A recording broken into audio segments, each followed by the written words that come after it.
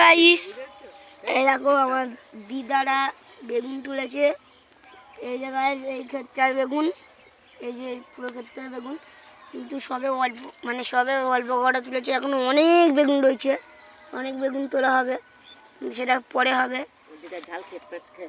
এই যে দিয়াদের এই ঝাল মানে এর ভিতরে ঝালও আছে, ঝাল চাষ করা আছে। এই গাইস পেঁয়াজ ক্ষেত, মানে পেঁয়াজ। আর এই যে আর